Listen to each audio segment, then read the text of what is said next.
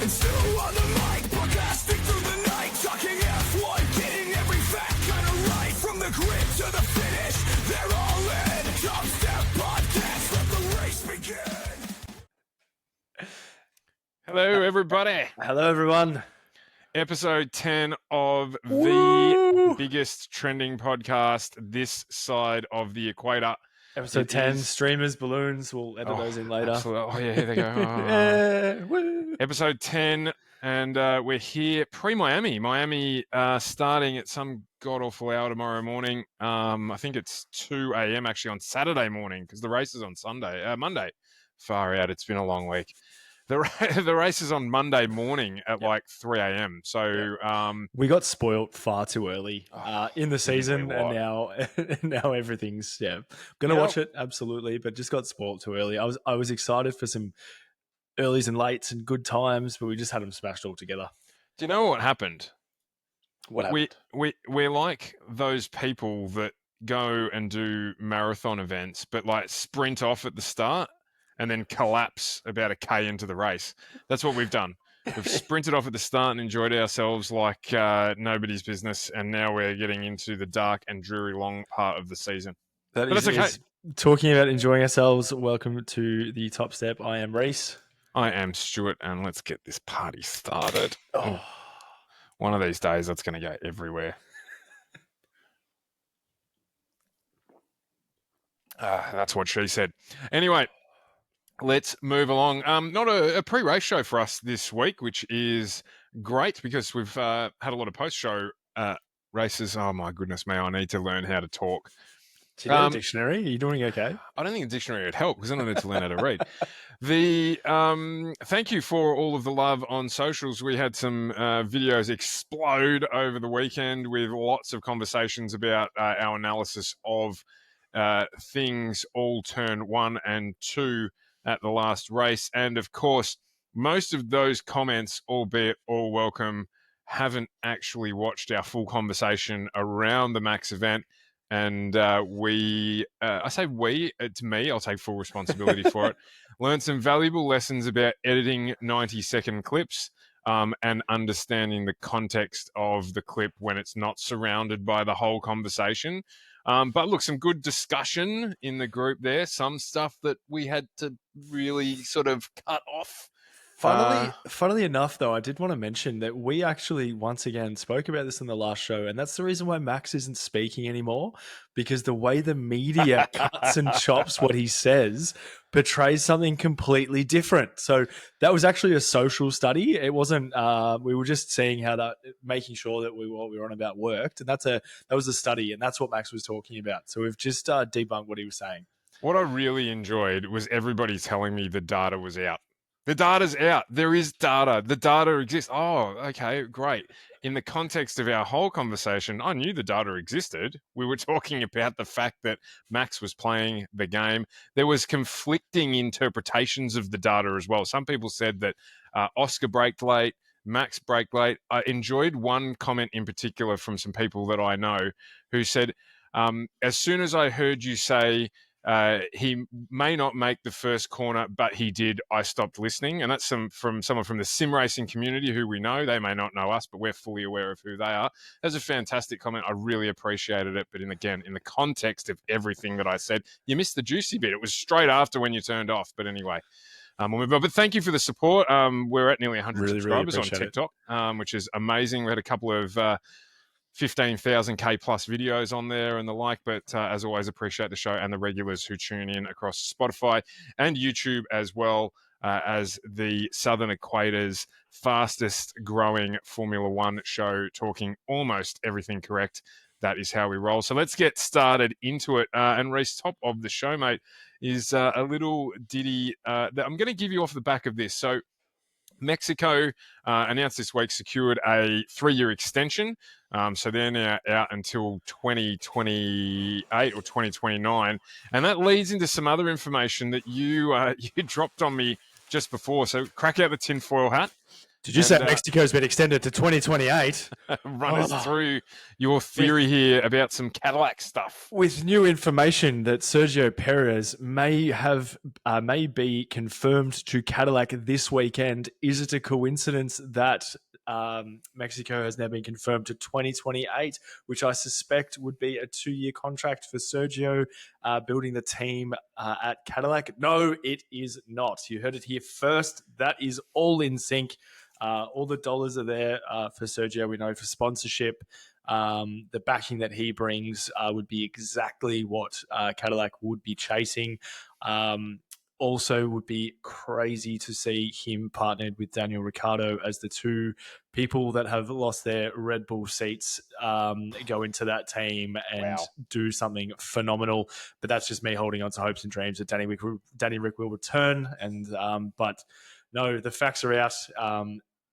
You've heard it here. Sergio Perez will be confirmed to Cadillac, working with the Mexico race to 2028, which I suspect will be his contract. And now I'm just rambling because I'm excited.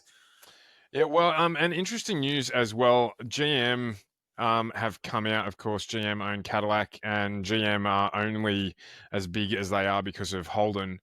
But it was interesting to hear them come out and be approved as well now to manufacture engines for Formula One. That's I don't know about. I from a business perspective, I was thinking about it, and of course, I'll probably get slammed by everybody on whatever format we put this on as business. But from a business perspective, what have GM got to gain from being an engine manufacturer for Formula One? I mean, you expect it with Mercedes, you expect it with Ferrari, because they are prestigious global brands. GM, I mean, it's a global brand. It's not a prestigious brand. It's got brands within its portfolio, but obviously, yeah. I was interested to get your take on it. I don't see why they wouldn't just bolt on an accessory at the moment rather than going down that full development path. Well, mentioning Holden, we all know GM are really good at spending money just really irresponsibly at certain times. And then taking it from Holden. But they don't have that avenue anymore to float their P&L, so I'm not really sure. They don't have that sort of, I'd say, hypercar, I guess, that some of the other manufacturers do in the Formula One. So I'm with you. I feel like there would need to be a lot of R&R put into something that isn't going to return. Like, it's not like they would already have, I know they have facilities already to build engines, obviously, but probably not to the same scale that some of the other manufacturers have and have had for some time to develop. But it is going into a new series of car, a new style of everything. So it might be a good time for them, but I can't see from a business point it being like, what are they going to build with the technology? Like, we know that Mercedes uses some of their technology that they learn and develop into their cars, Ferrari, things like that. But where would GM sort of put that? Yeah, well, I mean, again, so I need to make sure that we get almost all the facts right. So this is from roasting. This is from, it's because you're cooking in your head, mate. This is from 2029. So they are starting out with a Ferrari engine, of course, which, makes sense. We're not suggesting that they're going to whip together a motor between now and next season when they debut. But 2029 onwards, they're going to have it. So it is a joint venture between themselves and a company by the name of TWG Motorsport, and they're going to create a business called GM Performance Power Units LLC. So there's obviously the synergy there. It's got to be that they will bring it back to the learnings for road cars, and I mean that's Formula One's always been synonymous with passing technology back into road cars. Yeah, big time. So maybe that's what they're hoping for. I don't know. Maybe we'll see a new Chevrolet Volt coming down under to Australia, which will make the total of sales for those 4 or 5. So I don't know. Interesting to see. But another piece of news coming out with the Cadillac stuff throughout the week. So let's see if you're right. Let's see if the tin foil hat is correct, and you are going to call that one early for us, as we are starting to get a reputation for doing, which is to predict the future. All right, so moving on. I've got a few bits and pieces to share with you this week. So we'll start sharing the screen here, and if it actually wants to play, which it doesn't, because technology is not my friend tonight. No, I don't want to do that. I want to do that, and we're going to go. Wow, this is great. We should be on radio. We need that. We need that backing track that comes in when we don't say anything for a few seconds. I was just having a sip of my monster, mate. Like we were just on a Sunday afternoon. All right, F1 The Academy hitting your screens on Netflix on the 28th of May. Now, this was kept relatively quiet. We've paid a little bit of interest in F1 Academy, and that's not that probably comes out the wrong way. We had a chat about it at the start of the season, and I haven't really seen enough of it because I haven't had time to watch when the races have been on. But F1 Academy coming out, obviously in a Netflix Drive to Survive style program to try and help grow some of the personalities' popularity within that sport. What are your thoughts on this? I didn't hear about this until literally I saw it on either saw it advertised on Netflix or saw it on the F1 main channel. Yeah, so it's. I mean, anything moving forward, like for that series, will be great and support and things like that. You say about like time to watch it and things like that. This may create fans of people that relatively don't do it. I follow Leah Block quite closely.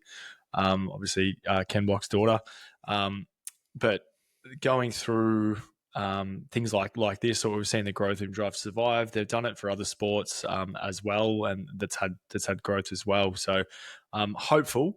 I hope that they don't create the drama narrative that they do because it's just not needed. It's more of just a learning curve, learning the drivers and their personalities and developing some fans because obviously they don't get the TV time that the F1 guys do. They don't get the interview time that the F1 guys do. So I think it'd be great for the sport. I just want to wait and see what it is when it comes out.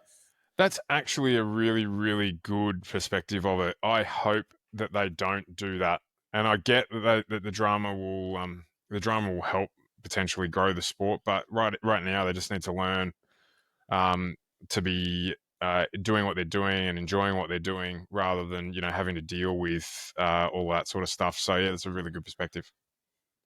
It's just again not necessary. Obviously, even in Formula One Drive to Survive, but not necessary to try and create a reality TV show about it when it's more just exposure to the world. Yeah, absolutely. And I think they need to fix the timing of it as well because it's always on, particularly now that the Grand Prix are on in the graveyard hours. Like the race is going to be on at like midnight. There were replays of it, which was good. And that was the most that I've seen of it is watching the replays. But yeah, I need to pay more attention to it. So anyway, I'm gonna have a look at it, and we'll have a chat about it after it comes out at the end of this month on Netflix. Next up on our list is some news that we also predicted might make sense for it to happen, but probably not was my strongest tip on silly season, which I say it every week. We talk about it every week. I didn't think we'd be talking about it every week, but we are. Max Verstappen and George Russell backed for shock seat swap. Now, I think it was when Manoia came out and said this. And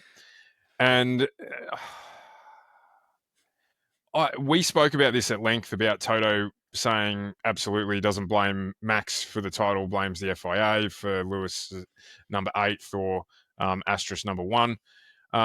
And he would absolutely jump at taking Max Verstappen. We also covered last week in the show about Martin Brundle coming out and saying that George Russell, even with his current performance, is not guaranteed a seat at Mercedes next season after his contract expires. And we did brush across this, but this wasn't our strongest tip. What do you think it is gathering some steam? Max going to Mercedes is still in the back of my head, but George going to Red Bull, I don't. That's the part that really threw me. Max going to Mercedes, and talking about Toto and the 2021 season, everything like that. driver's reversed. He's going to back his driver, so he's going to back Max. He's going to do all of those sort of things, and he'd want arguably the best driver on the field, or not arguably the best driver on the circuit at the moment. So that to me makes sense, but I can't see Christian going after George. I can't. No, neither They're, can I. they're talking about and obviously George is having a stellar season. In comparison to some previous stuff, but he's still not winning races. He's still not there, and his teammate, who's a rookie, is right behind him in equal machinery. So, yeah, him not being safe at Mercedes to me wouldn't put him in a Red Bull seat at all. No, I can't see them wanting George unless there's no. Sounds really harsh, but unless there's no other options. Like George's personality just doesn't fit in at Red Bull for mine. It does open a little bit of a broader conversation around. I don't think George would suit the colours either, and he'd probably stop that. Like he would just be like, "No, thanks. Yeah, I don't get a chrome splash jacket. I'm not coming." I don't know whether or not it actually fits for the team either, and we really try hard not to turn these shows into just Red Bull conversations. But I think, again, for another time, we probably want to have a conversation in one of these in-between race shows about whether or not it's time for Christian Horner to go from Red Bull, because I can't see pretty much any driver on the grid at the moment fitting in at Red Bull while he's there. And talking about that, watching, some key, and we've brought this up before and we've spoken about it before, but watching some key people leave Red Bull, and I think that, Christian probably had a lot to do with that exit. Or at least his phone did. Yeah, some of the photos that allegedly. Hey, we saw him taking photos last week, so allegedly might have been those photos. Allegedly. He's known to be a little litigious, so we just need to be careful. Yeah, it's all alleged. Absolutely, he was completely cleared, but even understanding that of what. Yeah. Never mind. Let's not go there.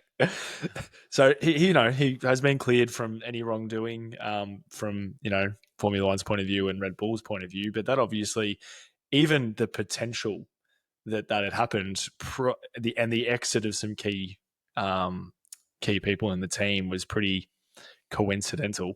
So obviously it's probably not ideal at the moment. So yeah, I definitely think that should be on the way out. And it's continued. Yeah. The rot continues. The fish is rotting from the head potentially. So anyway, we'll see what happens with that one. It's not one that I'm still putting my money on. If I had to jump into the sports bet account, I would be jumping on to Aston Martin still for Max, because I think it makes the biggest sense for him in terms of after Formula One that Mercedes could give him as well. So let's be fair, Mercedes could give that to him. Mercedes have the endurance. They have the GTE, GT3 class, so that they have that there as well. But they don't do Le Mans. No, that is true. As in, and sorry, hypercar. Hypercar, yep. Yep. So, but I'm more and more with everything that's going on. And this isn't if he loses the World Championship this year, he's going to throw the toys out of the pram and quit. But I'm more leaning towards an early retirement, if I'm honest. If he doesn't have the season or the team that he wants to go to, he's done enough in Formula One to cement himself in the record books for some time. If he goes now in his racing prime and dominates in the endurance series, building his own team and building his legacy, it's going to follow with everything that he said. And it's going to free up so much more time for him to do those things. And again, if he gets to the end of the season, Red Bull's not delivering the car that he wants, there's no other team that he really feels like he's going to slot into or he can walk into and sort of drive what they've got, he has to build. Would he not be better off spending the energy building his stuff that he's already doing and doing Le Mans and doing his endurance and building his team?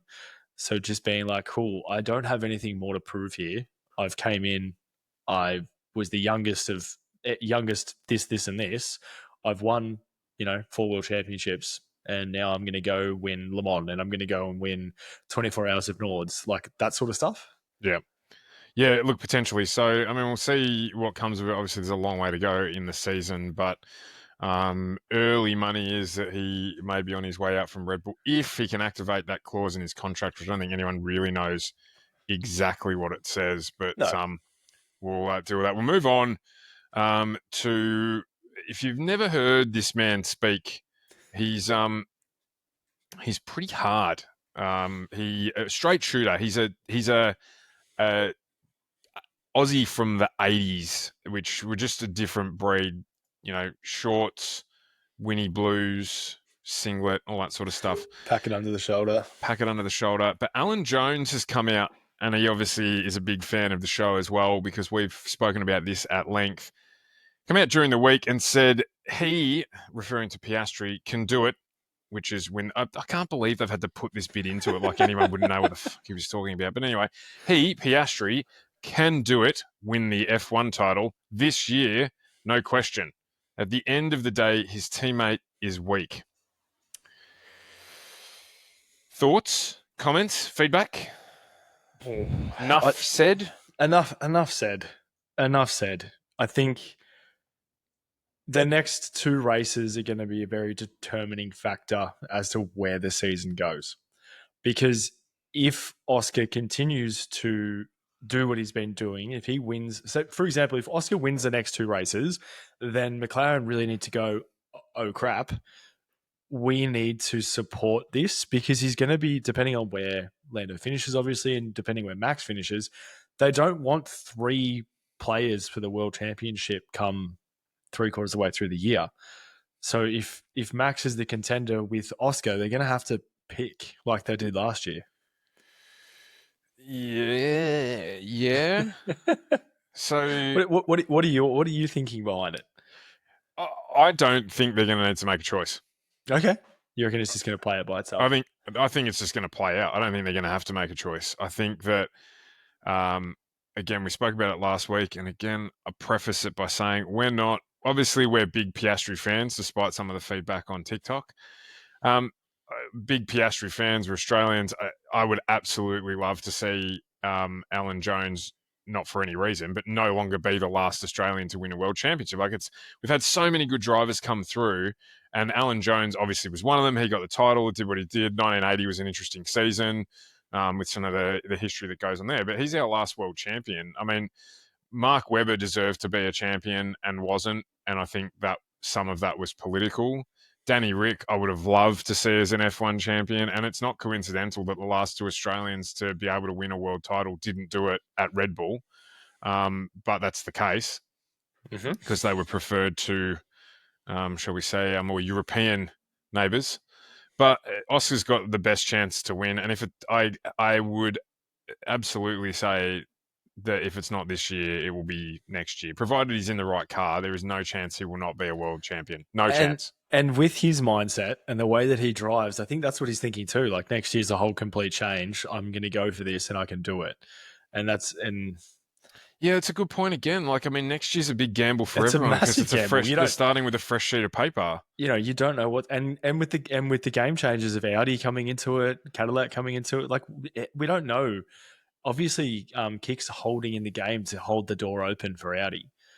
Yep. So they're meant to be making huge moves coming into the new season. That's going to be, there's a lot of things a lot of moving pieces in the background for that to blow up when it comes through. But we've got no idea what next year holds. So if you had the opportunity in your hands right now with Oscar's mindset, it'd just be silly for him not to just go for it.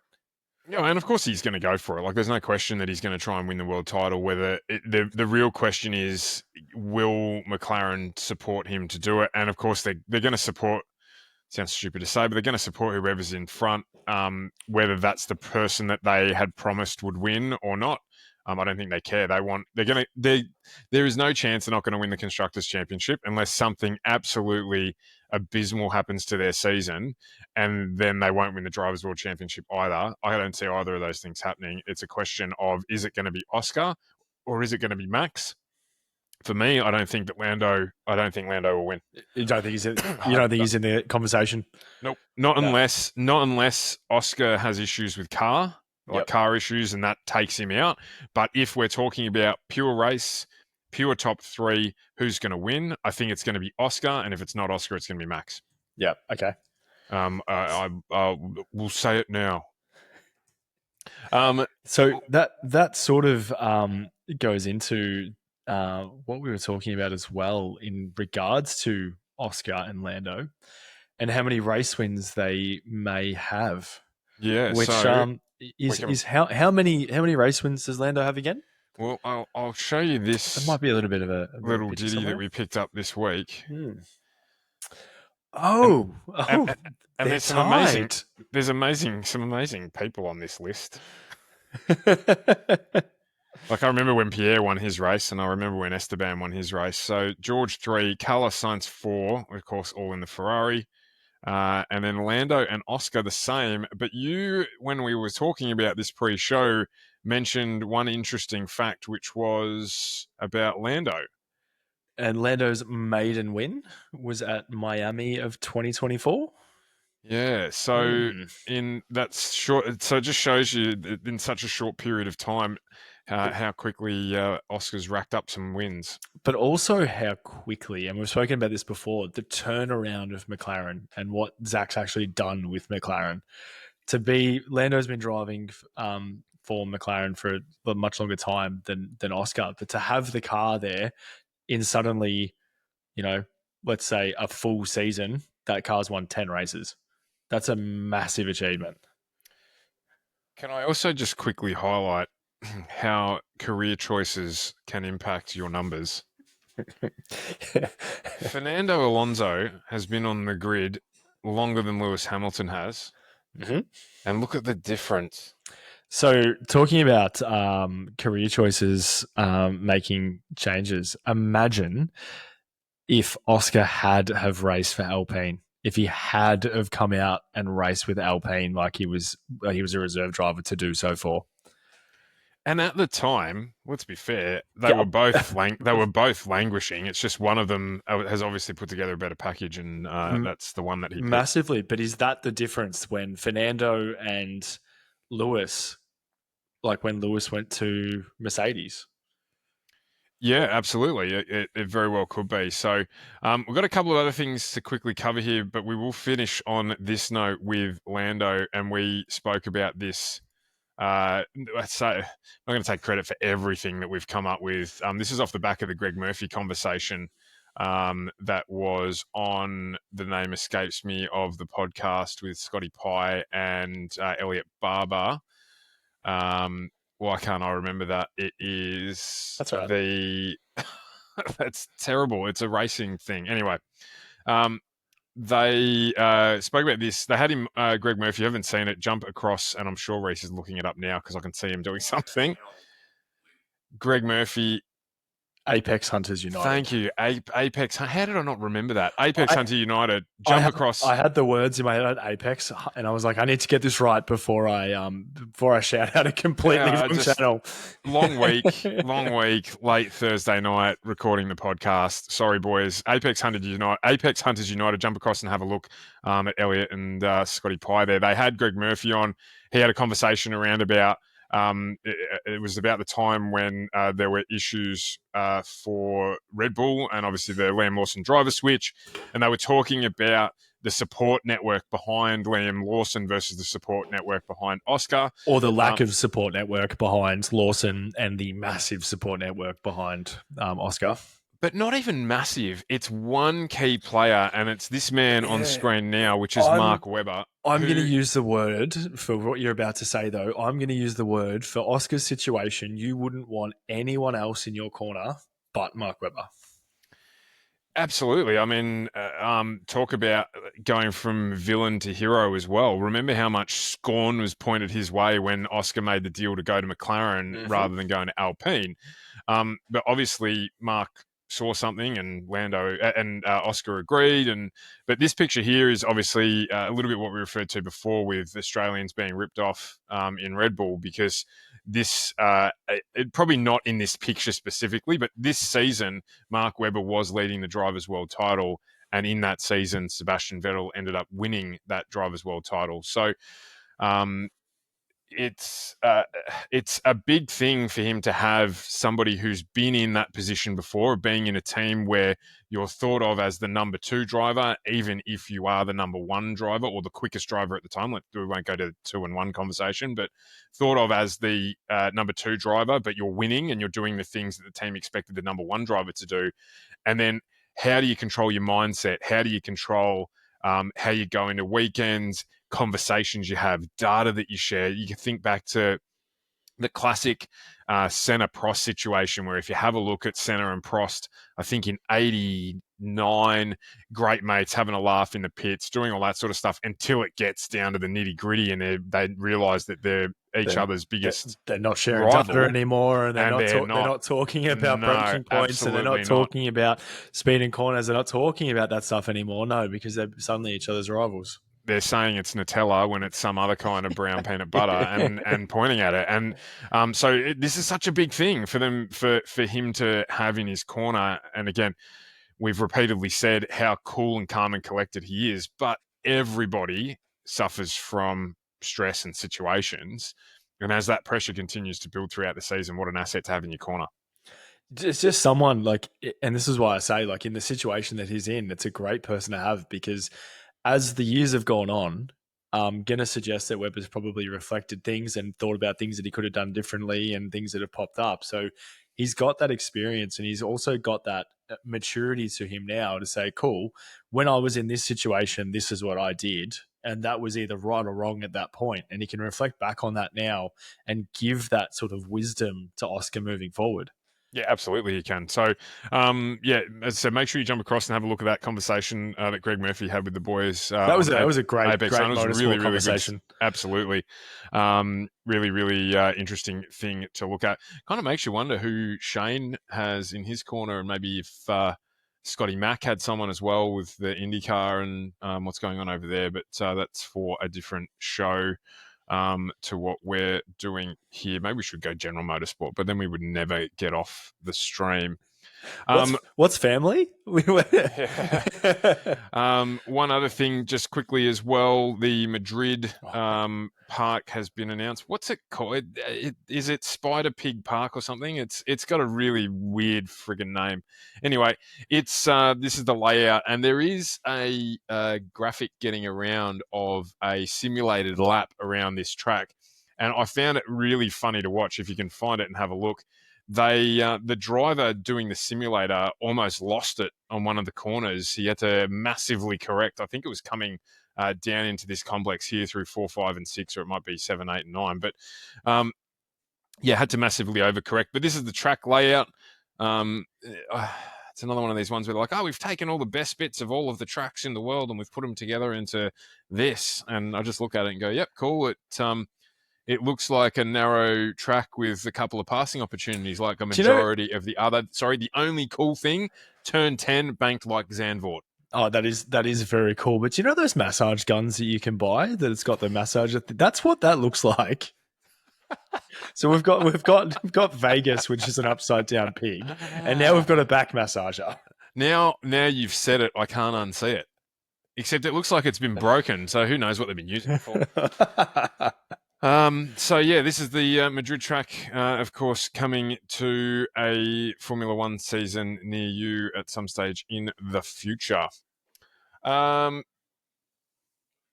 Let's turn our focus to this weekend. We've had a couple of teams come out with special liveries, and some of them are special, and some of them are special. Let's start with what I have dubbed the Ferrari Willy Bull. The Ferrari Willy Bull, they've come out and they've decided we want a bit of everybody else's car. So they've got the traditional Ferrari red with the white and blue of Williams, but a pattern that looks kind of like Red racing bulls. What's the deal? I don't What's know. the deal? I'm Why can't they so just run red? They released this awesome looking black Ferrari that they've never run, I and it I looks freaking awesome. I told you when you told me about the black livery. I told you last season they released this awesome, like the blue of my headphones. I'm partial to Turismo blue kind of color, a full car, full blue racing suits, everything They like did that. too. And then they released a red Ferrari with blue wheels and they were racing in blue suits. So when you said they had this amazing black livery, I was like, yeah, cool. So they're going to have something completely trash for the race. I don't get it. And they did. And they did. So then, Especially with the amount of effort that I know we're going to talk about the other liveries, but every season everyone has a special liveries. We know Haas ran one in Japan with their flowers. That was a really cool livery as well. Ferrari should have some of the best people in the world doing this job. And that looks like a 10-year-old's paint bucketed in paint. And some of the blue's gone onto other panels because the lines weren't sealed up properly. Like it doesn't work. and you touched on an interesting point, which I'm going to dump you in a second, but we'll just quickly get through these first. The next one is the Visa Cash App pink thing. Now, I hadn't noticed this is on roaded tyres. So this is obviously, I don't know what they've done here. They're not race-driven tyres either because there's no degrading on them. Maybe it's just a dirty floor where they've put it in. But thoughts? I mean, it's a pink Red Bull. Yeah, so I'm not. Is there a pink Red Bull? There is, but wasn't it to raise money for something?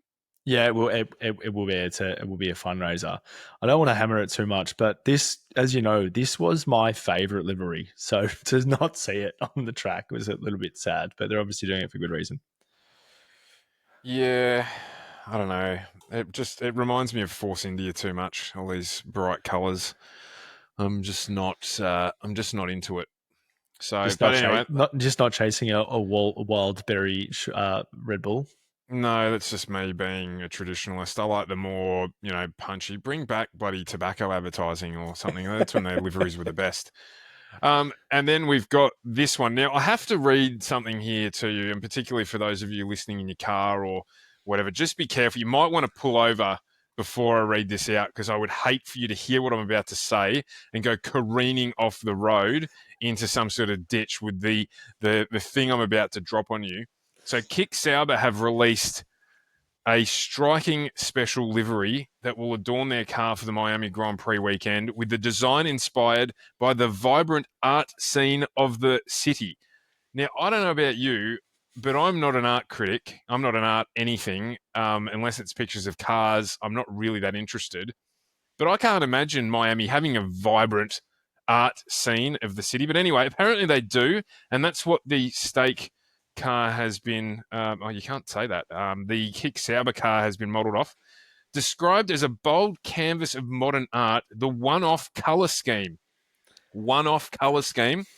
is dominated by neon green paint. No way. Neon green. Oh, I've never seen that before. I'll be dipped in the proverbial steak having a neon green color theme. Oh, jeez. I don't know how we're going to tell this apart when they go to the next race and have the same color scheme that they've got now. Apparently, it's because it's been applied as if completed by the artist before the car hits the track. It looks like a toddler has got hold of clip art and then just started dragging it randomly around the screen with one color on it, and then presented it to mum and said, "Look, mum, I've done an art." I thought someone had just thrown a bucket of paint at the front of the car. And I only say that because when they're saying Miami's vibrant art, now I am a little bit into the arts. Miami's vibrant art colors aren't one color. The whole Miami art is actually multiple colors, and it's very bright. And all of I think it'd be Miami Beach, and they've got the pastel pinks and that sort of stuff. Not vibrant green. Are they not Like, just at referring all. to graffiti? Like, we've got tons of graffiti. What about that guy that got famous and then arrested for drawing birds all over The Melbourne? bird, old mate. Like, what about him? Why isn't one of the cars got the bird all over it? I would Absolutely. I just like I get selling stuff, but we're all not stupid. It literally looks like. I mean, it would be great if they said it was a commercial for the Xbox. Oh, absolutely. But Yeah, I like, don't know, just trying to connect something. They're trying to make something come together that isn't there. the good news for everybody is that it will be at the back of the grid for the entirety of the Miami Grand Prix for you to have a look at. There'll be two of them, and they'll just be trailing around at the back until about 8 laps to go, when one of them will pike it out of the race. As long as My it's not, God. as long as it's not the Hulk, it's fine. No, he won't be the Hulk. He'll finish sixth. Oh. I'm not kidding. There is no chance. Anyway, let's get into the discussion about the Miami Grand Prix. I don't know why I said that disjointed. I think it's because I was out of breath. The Miami Grand Prix, yeah, that was just captivated by that Vibrant green. kick Sauber. The Miami Grand Prix this weekend, we've got a one practice again, so another one of these awesome races where they're giving drivers who've never driven on this track before tons of time to learn it. So Jack Doohan, look out for the walls. But And remember the DRS button is. yeah, well, are there DRS zones? Here's another boring American track. But anyway, the weekend looks like a sprint weekend, because it is one. Of course, it looks like a sprint weekend. That is a sprint weekend. So we've got one practice session, and then we'll get into qualifying and sprint quali on the Saturday afternoon local time for them, and then obviously the race on Sunday. So second of the, I didn't even know this. Apparently, there's the FIA have just decided, or F1, I should say, have decided. I got called out about responsibilities for things as well, so I'll try and keep it on track. They've decided that there's a sprint round championship or something, or a street circuit championship, or is that just that? Maybe that's just advertising. People just saying that there is one, but Lando's leading it. Definitely news to me. Lando's leading it because there's only been one street race, which was Australia, which he won. So it's been good so far. But anyway, so we've got a sprint round, which is good. Time management questions come into it, of course, because of the extra race and qualifying and all that sort of stuff. I've rambled and prattled a little bit here. What are you looking forward to? What do you know? What are the highlights? What do we need to keep an eye out for? I'm actually looking forward to seeing how Lewis does in the Ferrari. If I'm honest, I'm actually really looking forward to that. Obviously, experience at a street circuit's always good, and he's got that experience there. But that's actually what I'm looking forward to seeing. I want to see him do well. I'm also keen to see how qualifying goes, because I really think that Oscar will be giving it his absolute everything in quali. Now, I sold everyone a rye here. Local time, so we are in the lovely sunny state of Melbourne. The sprint race is actually on at 6 a.m. on what do we got? Sunday. That's Monday morning our time. And qualifying is on Sunday morning, 6 to 7 a.m., with the sprint race on at about 2 a.m. So sprint qualifying around about 6 o'clock in the morning on Saturday morning as well. So hang on a second. What time's the race on? 6 a.m. Monday. For us, it is. For us, oh. Yeah, I've got my GMT plus 20 backwards then. That's okay. Yeah, well, I mean, this is from the F1 website, which I believe updates to your local time. So you would be correct. Because it does say the race is on the 5th of May at 6 a.m. So that's good news for us. Actually, this one isn't too foul. The track itself, what do we think? You don't sound happy with this one. I'm gonna throw this straight back at you. You don't sound happy with this track at all. Well, I just don't think that there's much to it. Yeah. Okay. Like, so the track has 3 DRS zones on it. Mm-hmm. 3 sectors. It has 2. No, I was right. 3 DRS zones. 3 DRS zones. Yes, you're correct. And I'm just not sure about how much passing we're going to see again. Like, and it starts with M. Like, it's the race 2 before Monaco. Maybe I'm just getting the Monaco winter drearies, but I don't know. I'm just not sure how much rate. I'm really hoping that the season doesn't continue and turn into a qualifying season. Yeah, I understand. But we are going to see that because of how close the cars are at the front. And we talk about this, it generally does happen at the last of an era of cars. But looking at Miami, like you've got, turns 11, 12, 13, 14, 15, 16, and then you've got the long straight. So there's a lot of closities before you can get into that back sort of straight section. So I think we may see some more, because obviously if you get close enough through the corners and everything like that, and you get a good exit, you can get that run into the DRS zone. So I think there'll be a little bit more opportunity, but I think it's going to come down to tyre management, and the tyres this season haven't sort of performed the way that we're used to seeing them. They haven't degraded the way we're used to seeing them. Like the softs haven't really been a soft, medium hasn't really been a medium. So yeah, I know what you mean, and I can see what you're saying. But if we can get some closities into that sort of turns, That complex. yeah, before the straight, I think we might see some attacking, especially because it is a long straight and the DRS is powerful. So with a slipstream DRS, we might get some attacking going down that straight with 2 or 3 cars, especially if we're expected to see, Max, Lando, Oscar, George, in that sort of 4 going down there. But it's going to be interesting in heat and time management. So I think practice is going to be. I don't usually get all that excited to watch practice because I don't know what strategies people are on, and I don't know what they're doing. But I think watching practice might open a little bit of a window into what the race will do in terms of tire management, and then that might excite things. If we get some better tire deg and better tire wear behind cars, then we might see some really good racing. If it doesn't, then yeah, it's going to be. Well, to highlight some stuff from last year's race, in the sprint race itself, the top 6 did not change positions after the start of the race. So the top 6 drivers stayed exactly the same as they were. Danny Rick finished 4th. Yeah, he did. He absolutely did in that one. However, if you look at the race statistics when you get there, that'll be a little bit different. Yeah, so qualifying and the race, there was a bit of change. Lando coming from 5th to 1st, so there must have been some sort of wizardry there to make that happen. I don't remember the race quite so clearly. But look, yeah, I'm excited because it's Formula One, and I'm excited to see if Oscar can get it done and extend his lead at the top of the Drivers' Championship. So we might move into predictions for this one, and I think I have one. I think it's my week. It is your week. So surprise packet for this one. Are we going to do double decks here, or are we just going to go the main race? No, we'll just go. I think we'll just go the main race. I think.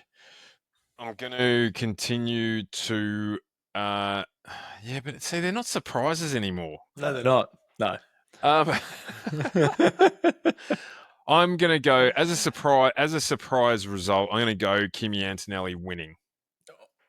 Now, as a surprise, not as my tip for the win, as a surprise. Now, I do need to bring up, and perfect term into this, one of our trusty listeners, Paul, he did actually stop in and see me and say that he thinks this is Kimi's week for a win. Wow. He says he thinks he's had the time in the car, and he's understanding. I think his words were, he knows what it's like moving past walls at that speed now, and he can obviously drive. So this might be the week. So I'm just going to add a Paulie tip into there that Kimi is Kimi's first win. Okay. Well, I've tipped him as a surprise packet, and that would be the surprise for me. What about you, mate? You're going to go with the Hulk in 6th? That would make him the biggest mover and the surprise. Yeah, because he starts in 20th. No, I actually think Bierman is going to be a surprise packet. I reckon Ollie, like top 5 finish. Yeah, right. Okay, I can feel that. Yep. Okay. Biggest mover. I have to go the Hulk. I just have to. He needs to be in there. What about you? Well, given my prefacing all this by saying that it's not going to be that exciting a race in terms of race movements, I feel a little bit like I'm saying something that I shouldn't be here. I might go with Yuki Yeah, okay. Yeah. having a little bit of a breakout. I'm gonna think that he's probably not gonna make Q3. I do need to ask, Which is a biggest big- mover forward or biggest mover backwards? I think forwards, not making Q3 is a big call because he's actually been qualifying pretty well. So, but I've got to put someone there, and there's no one else that really.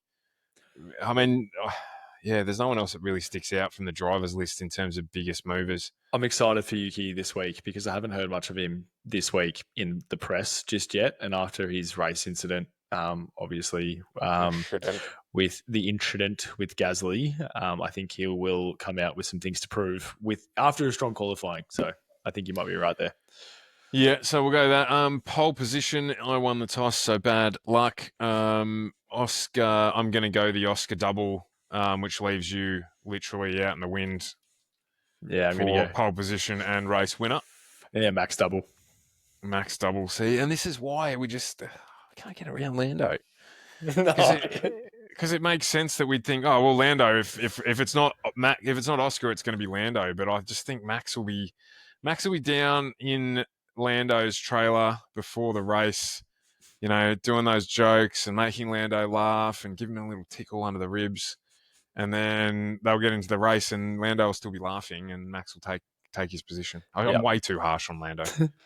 He does things in cars that I only wish I could do. Yeah, I was going to say it's easy for two blokes in computer chairs to be saying this sort of stuff. But, keyboard warriors, we are. Yeah, absolutely. I'm just going to pack the podcast equipment up, mate, and go back to Travis's wife. Yeah. But you are correct. I think in quali especially, and this isn't reflected so much in the race, but quali especially is a brain game, and Max and Oscar have proven that. Yeah, that they've got that edge. And now Lando's going to prove us both wrong and do a clean sweep. Hopefully that happens. It'll be good for championship intrigue, for things to stay tight at the top. Good for us as well, though, because it means he's been listening and he's taken our criticisms and he might have changed.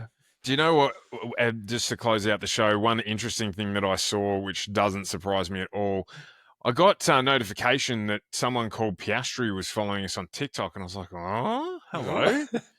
And it was Nicole Piastri. And I was like, oh, what, Nicole? Well, she's heard us say how cool she is as a mum, and she's jumped on board the podcast. So I jumped on, had a look at her profile. One post. I'm like, oh, it's a fake profile. Of course it is. I figured it was going to be a fake profile, but I was like, oh, imagine if she does. Imagine if she jumps on board. And we can get her on the show and say, hey, Nicole, tell us some stories about Oscar. But no, hopefully she's dancing away, celebrating at the end of the GP. But that'll wrap up the show for us in this prelude to Miami. And we'll be back next week with a post-Miami where are we after Miami? We're off to Europe somewhere. I don't know where. Somewhere.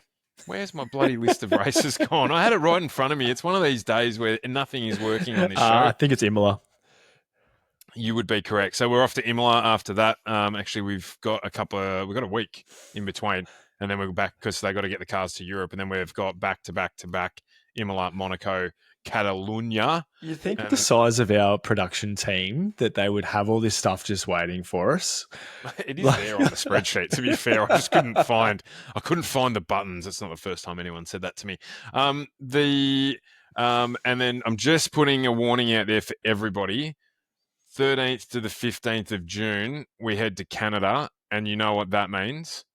That means that the mole will return to F1 coverage. It's just going to pop up trackside. It'll be like Punxsutawney Phil and Groundhog Day for all of us. He's just going to nibble away at the broadcast. Don't you dare say his name. I will not say his name. The technology will shut down. But just to forewarn everyone, we're entering into dark winter territory, and that's going to be punctuated by one man returning to the Formula One coverage. Do you think if you say his name in the mirror 3 times, it'll appear behind you? Oh, like Beetlejuice, you reckon? Beetlejuice. Anyway, things are getting silly. You can tell we both had a long week. It is late on a Thursday night. We're going to wrap this show up. And thank you, as always, for joining, watching, tuning in. Jump on, give us a follow on TikTok. Dump a stupid comment in the comments there as well. If you do, one of us will be replying to you. So you'll get one-on-one contact with the celebrities of the show. and we'll get involved with that. And obviously, full coverage on YouTube and far out Spotify as well. Let's wrap it up, Rhyss. Yeah, no, absolutely. And if there's anything you guys want us to touch base on, if you've seen anything in the traps you want us to dive into, or if you want Tinfoil Rhyss to explore any wild, wacky theories, drop those down in the comments as well. I love going deep into tinfoil rabbit holes. That is it from us on The Top Step. I'm Stuart Brown. I am Rhyss Ashmore. And that will do us. Let's take the show out with this classic ending that you've put together. Well, that's the checkered flag. We're at the end of the race. Thanks for tuning in. You kept up the pace. Rhyss and Stu are signing off today, but don't forget